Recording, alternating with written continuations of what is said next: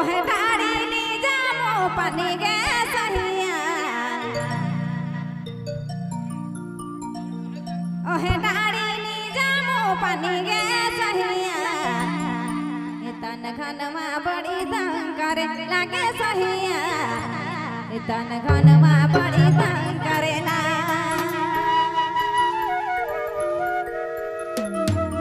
Hello हमरे घर अतिथि मनावल है उमन के भी हमें मंच में आवे कर हमरे घर वरिष्ठ अतिथि श्रीमती संयुक्ता देवी जी जिला परिषद उपाध्यक्ष मंच में आवे कर अपने कष्ट करब और हमरे घर मुख्य अतिथि मंगल सिंह भोगदा समाज सेवी सब भाजपा नेता गुमला वो भी मंच में आवे कर कष्ट करब और हमरे घर भोला अपने मन जाने माने जानीला भोला चौधरी जी वो भी मंच उपस्थित है और हमरे कर निर्मल भाई हमरे कर प्रेस वो भी मंच में उपस्थित है और हमरे कर मंगल सिंह भोक्ता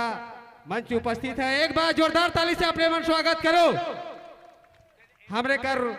श्रीमती संयुक्ता देवी जी जिला परिषद उपाध्यक्ष जो भी मंच उपस्थित है इनके भी जोरदार ताली से स्वागत करो अपने मन।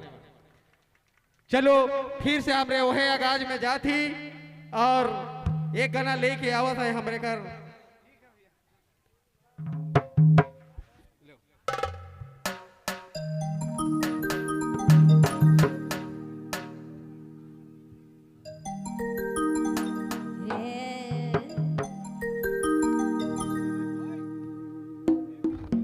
ओहे डाड़ी नी जामो पानी गे